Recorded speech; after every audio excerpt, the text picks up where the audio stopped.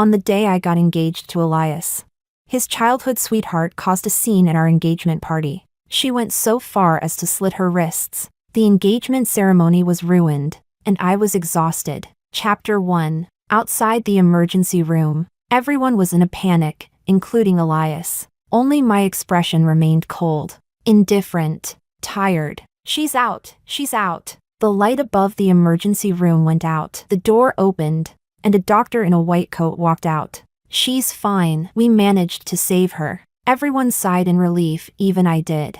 I took off the white veil from my head, held it in my hand, and dragged my long skirt as I walked toward Elias, who was still catching his breath. When he saw me, he reached for my hand, a weary smile on his face. Thank God she's okay. Yes. Thank God. If something really had happened, Elias wouldn't be able to live with it, and neither would I. After all, I'm not the kind of person who would force someone to die for the sake of love. At his parents' insistence, Elias went with Amelia to her hospital room, while I sat slumped in the corridor, leaning against the cold wall. Soon, 4 people stood before me. Amelia's mother's eyes were red. Eva, I know you're a good girl, but you've seen how deeply Amelia loves Elias. If you stay with him, who knows if next time she'll even survive. Amelia's father glared at me with open hostility. Amelia and Elias grew up together. We always thought they'd end up together. Elias chose you only because he's young and impulsive. Once he matures, he'll go back to Amelia. Elias's mother looked at me with pleading eyes. I know this isn't fair to you, but can't you please let Elias and Amelia be together?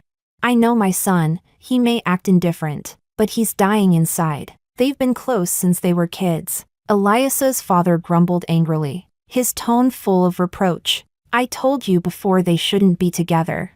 But you insisted young people should make their own choices. Now look what's happened. This is all you're doing. The 4 of them stood united, forcing me to break up with Elias. Elias and I have been together for 3 years. Every time we got a little closer, Amelia would spiral into another episode of depression. She's taken sleeping pills at least 10 times, stood on rooftops 7 times, and slit her wrists 5 times. Each time, Elias was overcome with guilt and self-blame. We lived like secret lovers, sneaking around like fugitives. Our love was something that could never see the light of day. And now, when we finally managed to get engaged in secret, she appeared out of nowhere and cut her wrists again. 3-legged toads may be rare, but 2-legged men are everywhere. Yet she insists on dying over this one. She must have something wrong with her head. Honestly, they don't even need to pressure me. After what happened today, I'm already terrified. I'm scared Amelia will really die, and that guilt will follow me forever. I'm also scared that if she's truly mentally unstable, Elias, her childhood sweetheart, might get infected by her madness too. I can't take that gamble. I value my life too much. Chapter 2. But breaking up is something that needs to be said face to face. Uncle, aunties, you don't need to persuade me. I was already planning to end things. I pushed myself up from the ground. Since Amelia's fine, I'll head home first. I'm really exhausted. Under the stunned gazes of 4 elders, I calmly walked toward the hospital exit. Back at the apartment we bought together, I went straight to bed without the slightest guilt. What I said today was enough to make those 4 elders use every possible trick to keep Elias by Amelia's side. Sure enough, Elias didn't come home that night, not a single call, not even a message. But since we were already breaking up, I didn't care whether he came home or not. Back in college, Elias chased me for 4 whole years. He said I was his first love. After graduation, he even followed me to the city where I worked.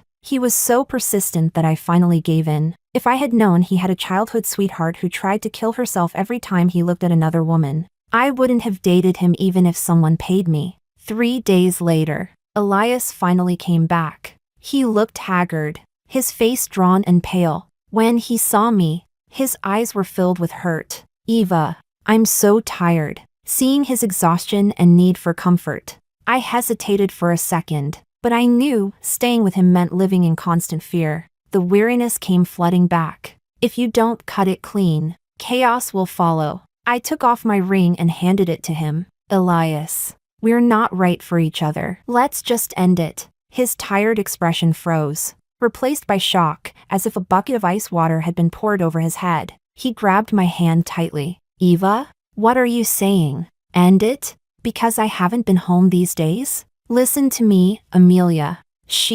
I yanked my hand back, almost dropping the ring. Stop. Don't mention Amelia. Every time you say her name, I feel physically sick, and seeing you makes it worse. I brushed past him and went to the walk-in closet, pulling out the biggest suitcase I had. This has nothing to do with your precious childhood sweetheart. I just think being with you shortens my life expectancy. He blocked the doorway, his tall frame full of tension, his eyes red. Shortens your life? Eva, we've been together 7 years, 4 in college, 3 after, and just because I took care of Amelia, you want to erase everything?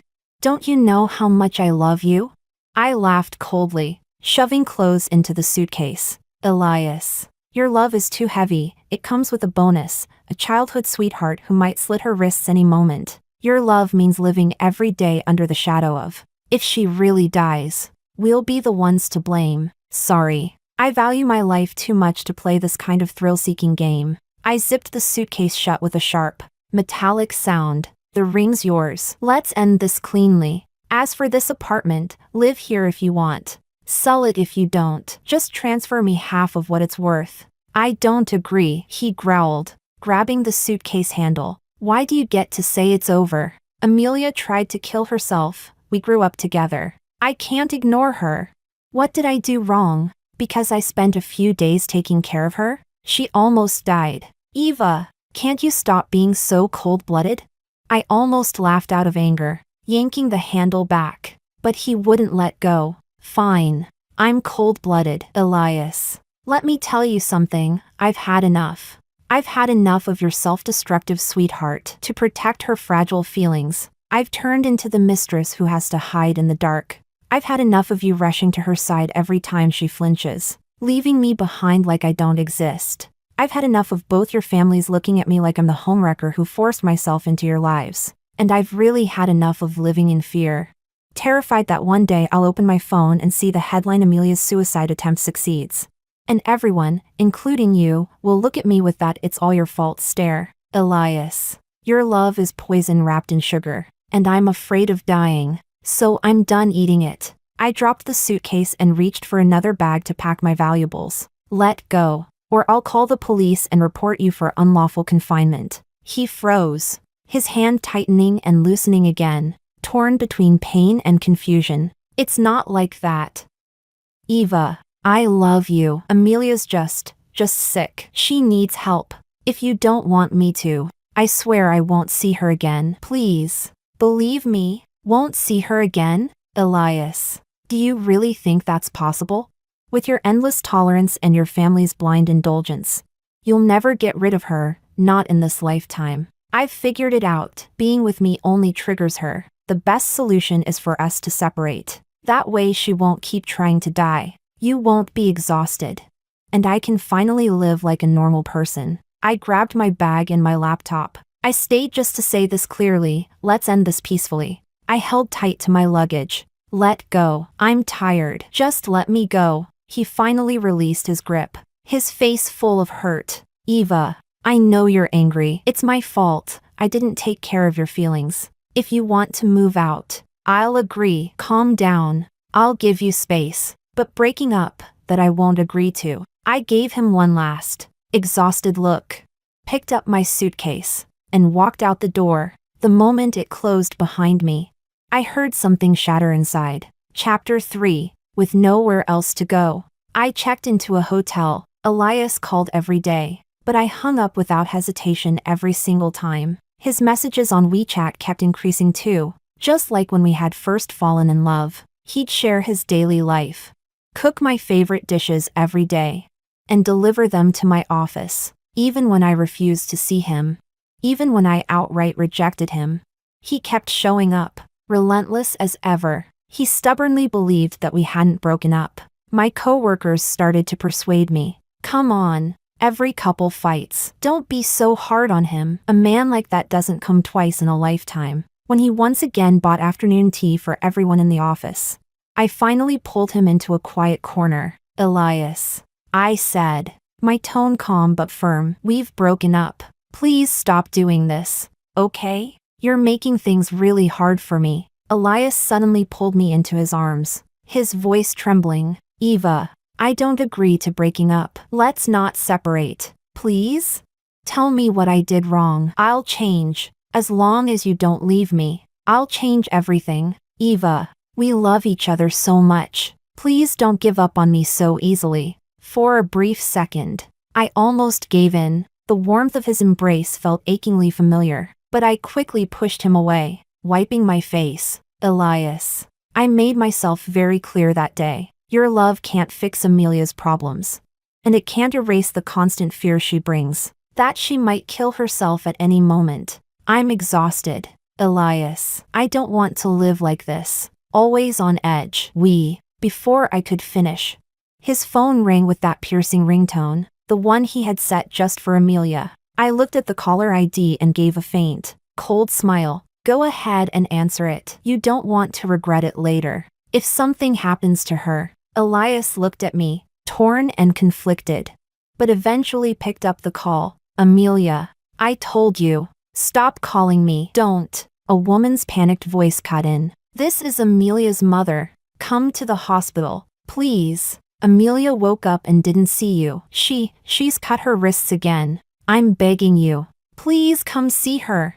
She grew up with you. Elias, please. I'm begging you. Her voice cracked into sobs. As expected. Elias froze, then panicked. Eva, wait for me a second. Amelia, her mom called. She's in bad shape again. I'll be right back. I watched his figure rush away, and I laughed, a sharp, bitter laugh. See? It's always like this. There's always something, someone, more important, more urgent than me. There's always an Amelia, ready to hurt herself just to pull him back. Even now, when he was begging me to take him back, she could make him drop everything and run. I was so tired, more tired than I'd ever been in my life. For the first time, I wanted to leave the city, to run far, far away. To hell with these people and this suffocating drama. But as my finger swiped across my phone, I saw the work group chat filled with messages about the progress of our big project. And just like that, the impulse died. To throw away years of hard work for a man? Not worth it. Chapter 4. Elias disappeared again, 2 whole days without a word. 2 days later, Amelia showed up in front of me. She looked pitiful, eyes red and wet, and began to beg. Eva, please give Elias back to me, okay?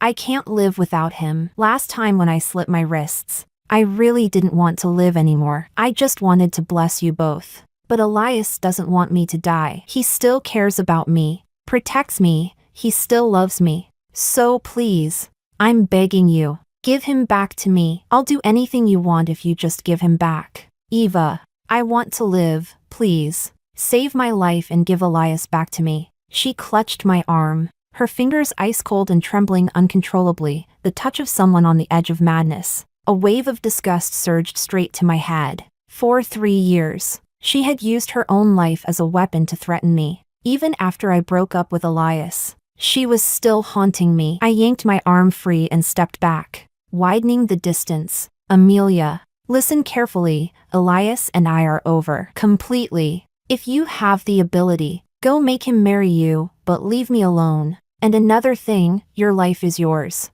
If you can't handle it, that's your problem, not mine. If you're sick, go see a doctor. Stop running around acting insane. My indifference must have hit a nerve. She suddenly raised her head, tears still hanging on her lashes. But her eyes gleamed with wild, manic fury. You're lying. You're still with him, aren't you? You're seducing him again. That's why he keeps looking for you. Why won't he come back to me? Why won't he marry me? He's afraid I'll get hurt. Afraid I'll die. That means he cares. That means he loves me. It's you. You're the one keeping him from me, aren't you? You won't let him marry me. You witch. She took a step forward, her voice shrill and distorted. Get out. Leave this city. Stop clinging to Elias. If you leave, he'll marry me. He'll come back to me. Just go. Get out. I almost laughed, out of pure rage. Are you actually insane? Whether I leave or not is my business, not yours. And I'll say this one last time, stay away from me. Her fragile expression hardened in an instant, replaced by a look of crazed determination. Fine. You won't leave? Then I'll die right in front of you. I'll die at your company's front door. I'll make everyone see it, that you stole my boyfriend and drove me to death. You're a homewrecker, a shameless woman. And with that, she began shouting loudly. Everyone look! This woman's name is Eva, she stole my boyfriend. She's a mistress, a disgusting woman. It was rush hour. The area outside the office building was crowded. Her screaming drew a sea of curious onlookers. Isn't that the marketing manager, Eva? So she stole someone's man? No wonder she got promoted so fast, probably slept her way up. Shameless. Serves her right that the real girlfriend came to confront her. Amelia stood there triumphantly, watching me with satisfaction. Everyone, be my witness. This woman named Eva, she's the one who stole my boyfriend and drove me to my death. The crowd grew louder, their whispers sharp and venomous. My anger boiled over as I stared at Amelia's smug face and the people's cruel speculation. Amelia, I'm not your father or your mother. Whether you live or die, I couldn't care less. If you want to die, go do it somewhere far away. Don't pollute my sight. I turned to leave. A lunatic like her, whatever she did had nothing to do with me. But then came the sound, the shriek of brakes tearing through the air. I spun around, my heart stopped cold. Amelia had actually run into the street. A black sedan screeched to a halt, stopping barely half a meter from her body. The driver, pale with shock, rolled down the window and yelled furiously. What the hell is wrong with you? If you want to die, go do it somewhere else. Don't drag me into it. Amelia collapsed in the middle of the road, her face white as a ghost, trembling uncontrollably. Chapter 5. Amelia! A familiar, heart-wrenching roar tore through the air. Elias rushed forward like a gust of wind, grabbing the limp Amelia from the middle of the street and dragging her back to the curb. He held her tightly, trembling as he checked her all over. Amelia, are you okay? Did you get hurt? Don't be scared. Don't be scared. Then he suddenly looked up, right at me, still frozen where I stood. Those eyes that had once been full of tenderness and love now burned with fury, disappointment, and something even deeper. Hatred. Eva, what did you do to Amelia? She was getting better. She promised me she wouldn't hurt herself again. She said she was coming to apologize to you. So why would she suddenly want to die again? What did you do? Did you trigger her? Even if it's all my fault. She's sick. Eva, how could you provoke her? The people around us started whispering. I heard that woman say it herself. She told the lady to go die somewhere else so she wouldn't have to look at her. Yeah, I didn't expect it. Such a pretty face. But such a poisonous heart. If she hadn't said that, the poor girl wouldn't have run into traffic. Elias stared at me in disbelief. Eva, when did you become so cruel? Do you hate her that much, hate her enough to drive her to death? In his arms, Amelia sobbed softly, her fingers clutching his shirt like it was her lifeline. She didn't run into the street early, nor late, only the moment Elias appeared. She did this to herself, not because of me. So why was I the one being blamed? The humiliation of being wronged, the rage of being misunderstood, the years of suppressed frustration, they all exploded inside my chest like a volcano, burning everything in their path. Watching him hold her, hearing his blind accusations, seeing that unmistakable look in his eyes, the look that said you're the murderer, something inside me snapped. Elias, are you ****ing blind? It was her. That lunatic came to me begging me to give you back to her. I told her we broke up and told her to get lost, and she lost it again. Ran straight into traffic. She wanted to die in front of me, that's on her. What did you expect me to do? Get on my knees and beg her not to? Whether she lives or dies. What the hell does that have to do with me? I'm not her damn mother. Elias froze, stunned by my outburst, then instinctively retorted. She's sick. You should have gone easy on her. What she? Rage surged through me, burning up every last shred of restraint. My hands trembled as I pointed at the two of them. You two, one's got water in her brain.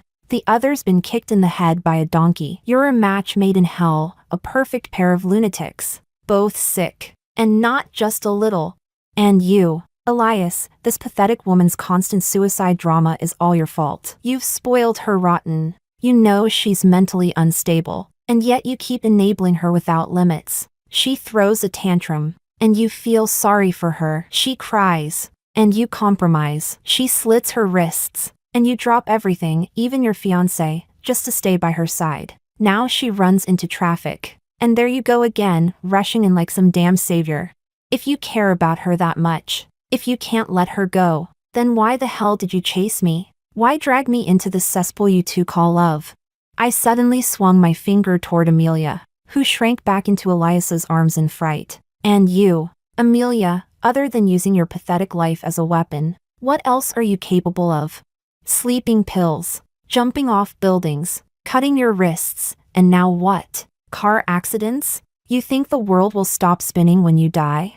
Let me tell you something, if you die, it won't mean a damn thing. If you want to die, do it far away, somewhere quiet, where no one has to see your pathetic act. Stop disgusting me already. The two of you are perfect for each other, a match made in hell. You should lock yourselves up, swallow the key, and stay that way forever. May you destroy each other for life. Just stop contaminating my air. After shouting all that, I felt the suffocating weight in my chest finally release. But what followed was a deeper exhaustion, a bone-deep, icy emptiness. The crowd fell silent. Only Amelia's muffled sobs and Elias's heavy breathing broke the stillness. Elias's face had turned ashen. His arms around Amelia were stiff as stone. He seemed to want to speak, his lips moved, but no sound came. Finally, he just looked at me, a look so complex and foreign it chilled me. Shock, embarrassment, and perhaps a flash of shame. The kind that comes when the truth cuts too close.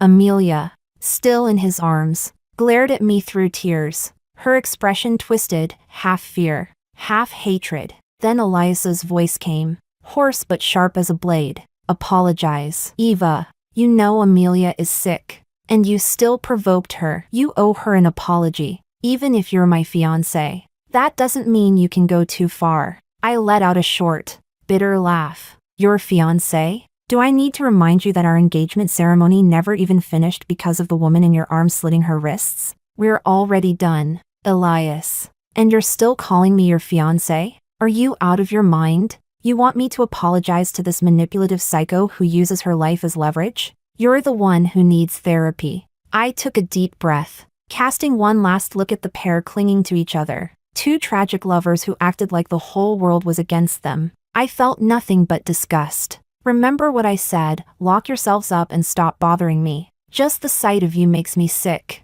I turned on my heel, pushing through the crowd.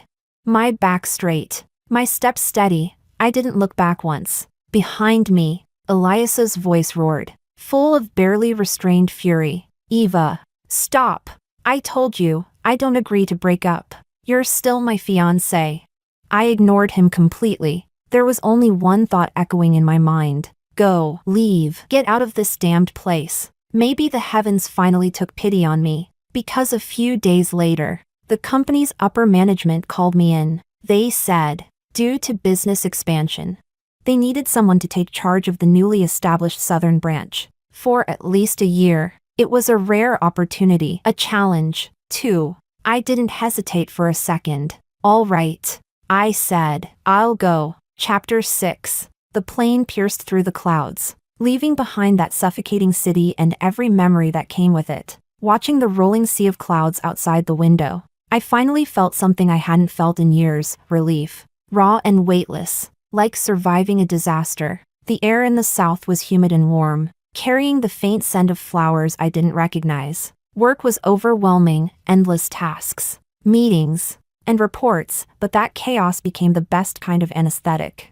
I told myself that distance and time could bury all the absurdity that had once chained me to that northern city. I changed my phone number, blocked Elias on WeChat, and cut off every last thread connecting me to the past. For a while, I believed I was finally free, until one night, after a long overtime shift, I got home to my small rented apartment, collapsed on the couch, and absent-mindedly scrolled through social media. A notification from a mutual friend, someone I'd almost forgotten, flooded my feed with live stream links. A chill crawled up my spine the moment I read the headline. Heir of a wealthy family attempts suicide after heartbreak, begging his ex to take him back.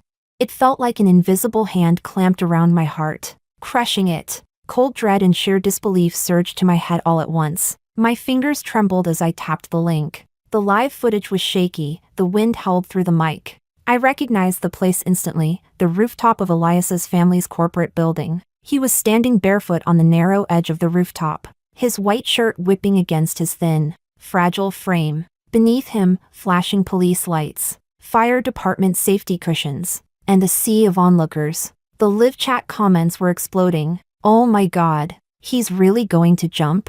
That woman Eva must have a heart of stone. All this for a woman? But wow, he's so devoted, she's ruthless to drive him this far. Who's Eva? How can someone be so cold-blooded? He's about to die. At Eva, if you're watching this, please say something. Saving a life is worth more than pride. Yeah, just talk to him first. Once he calms down you can explain. Do you want his death on your conscience? Tisk. How cruel can a woman be? He loves her so much and she's pushing him to suicide. Heartless. And then, through the phone screen, Elias's voice, hoarse, trembling, shattered. He was talking to the camera, or maybe to the ghost of me he believed was watching. Eva.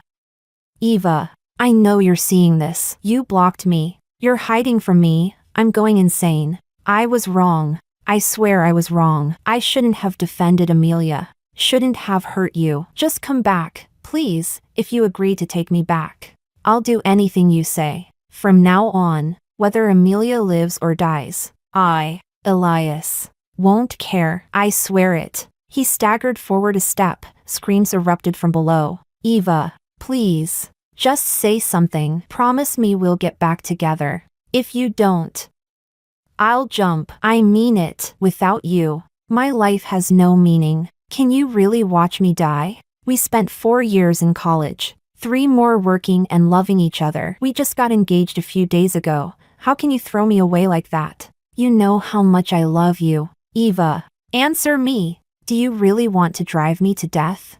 If dying is what you want to see, then fine, I'll die. As long as it makes you happy. He took another step closer to the edge. One more, and he'd be gone. Rage and fear clashed violently in my chest, burning and suffocating all at once. Again, the same old trick, using death as a leash to drag me back. Was this some hereditary curse between his family and Amelia's? This twisted need to manipulate through self-destruction? I grabbed my phone and, almost by instinct, hit the join live button. Maybe the system glitched, or maybe someone on Elias's side accepted it. But within seconds, my face and voice appeared on that live broadcast. A broadcast watched by millions. A public execution of my morality. Chapter 7. Elias! Are you ****ing brain damaged? Did a door slam your head shut and then a donkey kick it open again? Or has that lunatic Amelia finally infected you completely? In the live broadcast, Elias flinched hard. His bloodshot eyes widened, gleaming with a sick kind of hope. Eva? Eva, you're talking to me? You do care. I knew it. Let's get back together. Please. I can't live without you. Shut up. I roared, my voice shaking with fury. Go on. Jump. If you've got the guts. Do it right now. If I even frown when you splatter, I'll take your damn surname. My chest was heaving violently. Months of buried rage, the constant torment, Amelia's endless suicide threats, the suffocating guilt and moral blackmail, all of it erupted at once, volcanic and unstoppable. I was done being held hostage. You think your death would make me blame myself? Feel guilty? Be moved by your so-called love until I cry and regret everything forever? Pa, keep dreaming, you delusional idiot. You're nothing but a pathetic, spineless coward. A useless fool who thinks waving death around like a trophy will make me crawl back to you. You're emotionally blackmailing me, and the entire public, just to force me into pitying you? You disgust me. Even your ancestors must be flipping in their coffins at the sheer shame of having spawned something as cheap as this. You and that wrist-slashing, car-crashing lunatic Amelia, you're a perfect pair. Truly one-of-a-kind freaks. A match made in hell. Two walking disasters who weaponize death for sympathy and call it love. You deserve each other. Lock yourselves up together. And I'll throw the key straight into a volcano so it melts. Go to hell, both of you, and torment each other until the universe ends. Just stop polluting this world with your pathetic drama. My voice echoed through the live stream, every syllable burning with fury and finality. The chat exploded instantly. Holy crap! Is this woman insane? She's cursing out a guy about to jump? She's cold as ice. How can she say that? Okay, sure. What he did was emotional blackmail, but damn, this woman's mouth is vicious. Isn't she afraid she'll push him over the edge? She'll regret it forever if he really jumps. That's it. She pushed him too far. He's definitely going to jump now. She's heartless. How can she be so cold? No compassion at all? If a man loved me like that, I'd have said yes ages ago. Honestly, they're both insane. Lock them up together and throw away the key. The comments scrolled endlessly across the live chat. Elias's faint spark of hope froze on his face. His eyes turned hollow, blank, lifeless, as if his soul had been pulled right out of him. Eva, you really hate me that much?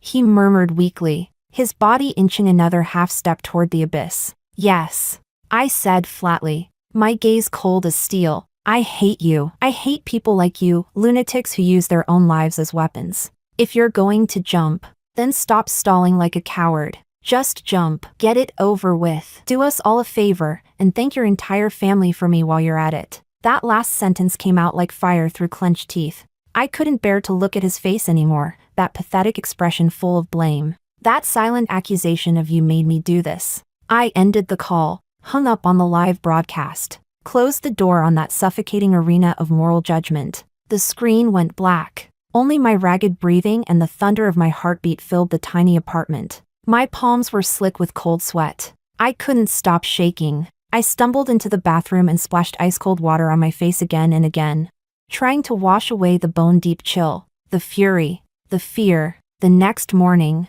a headline flashed across my phone. Tragedy averted. Heir attempts suicide over love, dramatic fire rescue. No fatal injuries. The 4 words "no fatal injuries" felt like a lifeline. My knees nearly gave out. He survived. Thank God, he didn't die. Because no matter how much I hated him, if he really had, that shadow, that what if, would haunt me forever. Of course, I muttered bitterly at my reflection. Of course it's the childhood sweetheart, both of them completely ******ing insane. The laugh that escaped my lips was colder than tears. That day, I cut off every possible way he could reach me. I blocked every number, filtered emails with his name as a keyword. I even started thinking about moving to a new place altogether. Maybe if I disappeared completely, this madness would finally end. Chapter 8. I thought my harsh words, my absolute rejection, had finally made Elias understand that I meant what I said. But I had underestimated him. Or rather, underestimated the depth of his obsession. What he called love had already burned into something twisted. Not affection, not regret, but a feverish mix of possession and unwillingness to lose. 3 months later, on a gloomy weekend afternoon, I came back from the supermarket. The plastic bags in my hands were heavy, digging into my wrists. Just as I reached the gate of my apartment building, a figure stepped out from the shadows beside the entrance. A figure so familiar it made my skin crawl. Elias. He was shockingly thin, his cheekbones sharp, eyes sunken deep under dark circles. His expensive clothes hung on him in wrinkled disarray. But his eyes burned bright, manic, feverish. He stared at me, motionless. And in that gaze swirled a madness, an obsession teetering between despair and delusion. Eva. I finally found you. The words froze me where I stood. The grocery bag slipped from my hands with a thud. Oranges and apples rolling across the pavement. Elias. How did you find me? What do you want?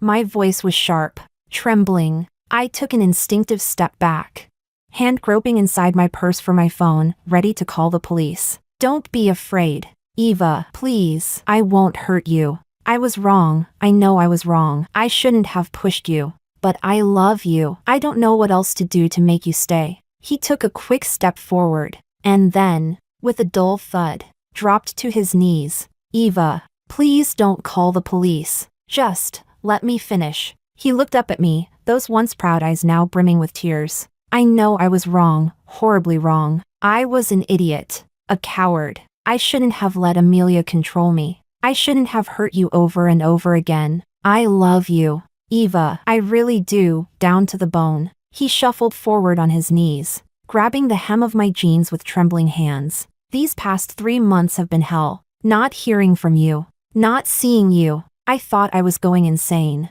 I tried to forget you, to start over.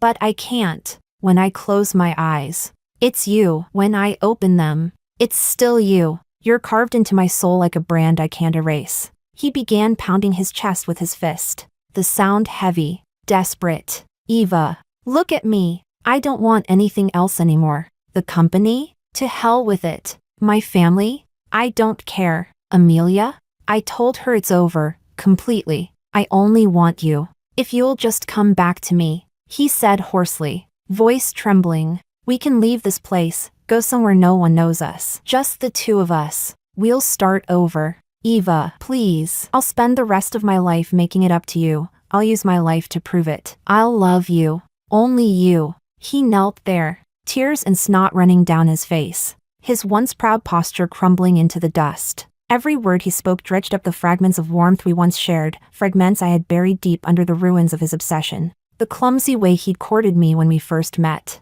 The secret milk tea he used to order for me in college. The way he had chased me across cities after graduation, saying I was his first and only love. All those things that were once real, once tender, now reeked like poison seeping through the cracks, turning the air heavy and suffocating. And yet, it would have been a lie to say I felt nothing. My chest tightened sharply, as though an invisible hand had reached inside and squeezed my heart until it hurt. The ache spread, dull and sour.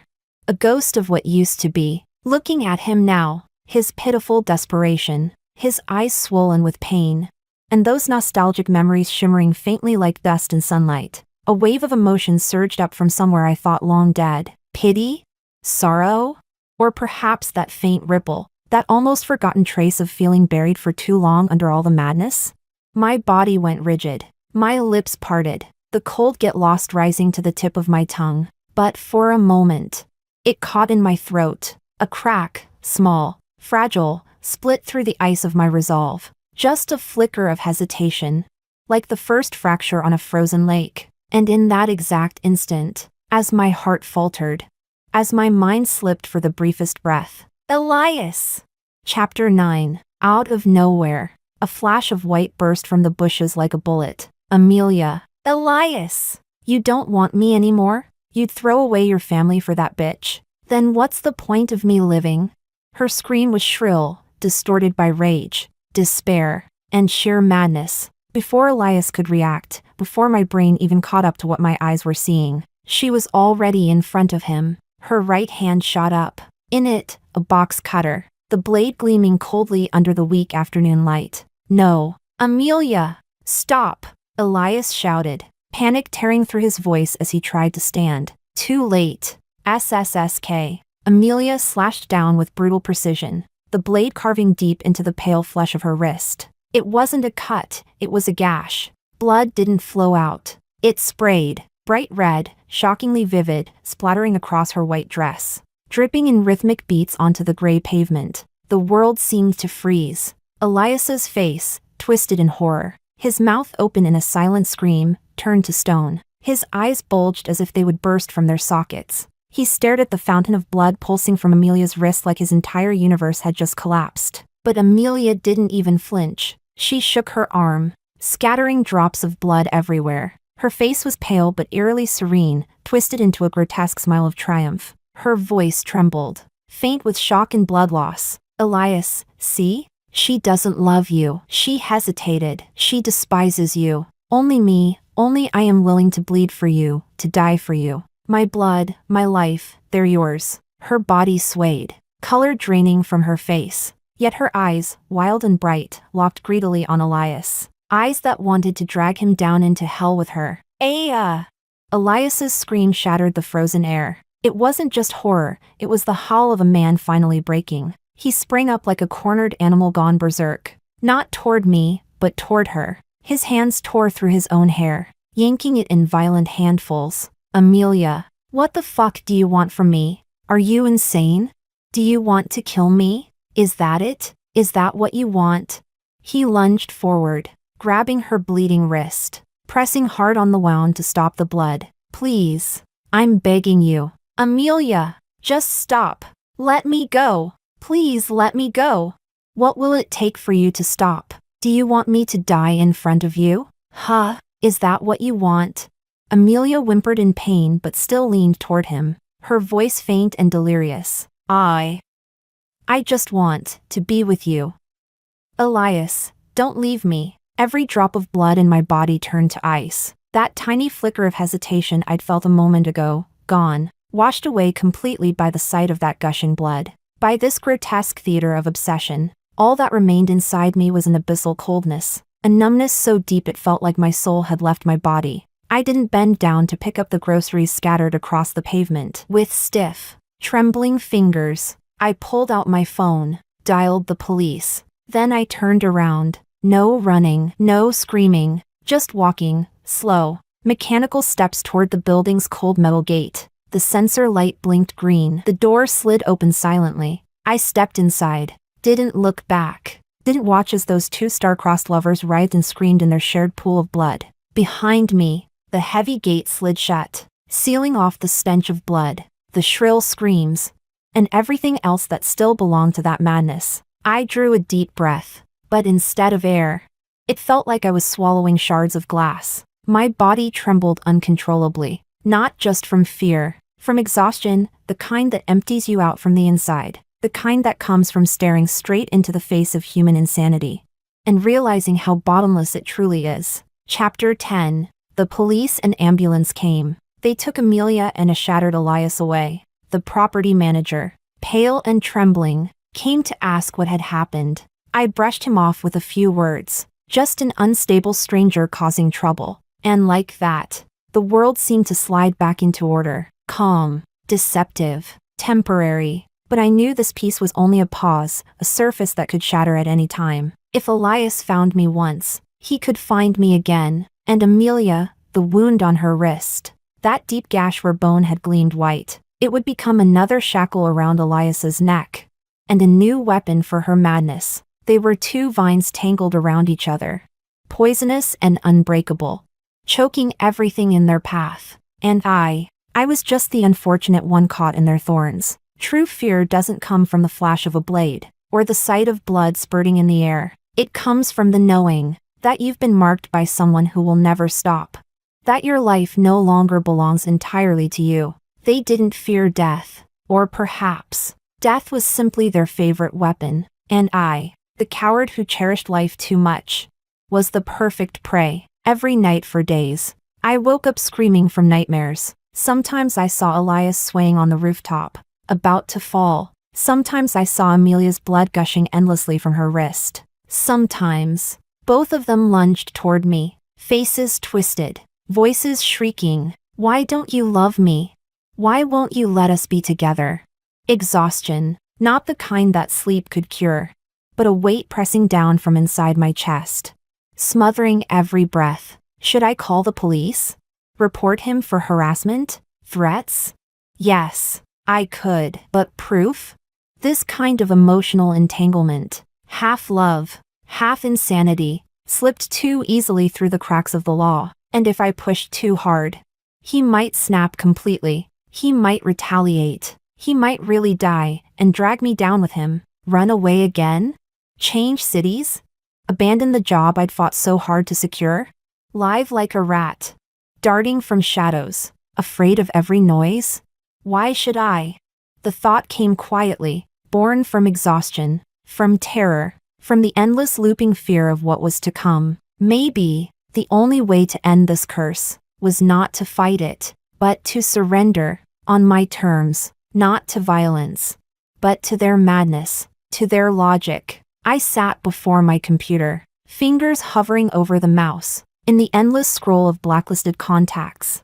I found the name Elias. My chest rose and fell in a long, shuddering breath. I opened a blank document. The cursor blinked on the white screen. Steady, cold, like my own heartbeat. What should I say? Accuse him? Condemn him? No, I'd done that already. It only fueled his rage. Beg him? Show weakness? Appeal to pity? No, that would feed his illusion, make him believe I still cared. No, I needed precision, a single strike, a message that would make him stop chasing me. Forever. I thought of his parents in that hospital corridor. Of the way he'd looked at Amelia when she was rolled out of the ER. Relieved, tender, guilty. Of the countless times he'd run to her, leaving me behind. Of the way he'd called me cruel, while holding her bleeding wrist. Of his face, half insane with love, standing on the edge of a rooftop. Then, clarity, sharp as lightning. I knew what would pierce straight through his heart. My fingers began to move, slowly at first, then faster, as if releasing months of pain and bitterness through the keys. Elias. This letter isn't weakness. It's not regret. It's a plea for freedom, for both of us. Let me go, the way you should let yourself go. I blocked you. I hid. I ran. I screamed cruel words just to make you stop. I thought you'd understand that it was over, completely over, that there was no way back. But you turned your life, your death, into a weapon. You've become a thorn in my flesh. I can't remove you. I can't touch you. You're just there, hurting me, hurting yourself. I'm tired, Elias. So tired that even hatred feels heavy now. There's nothing left in me, only fear. I'm afraid of your love. I'm afraid of your recklessness. Afraid of what you might do next, something even crazier, even more irreversible. Afraid you'll drag me, or Amelia, down into hell with you. So I'm begging you, for the sake of those few fleeting moments of happiness we once had, for the sake of the simple peace I still long for, please,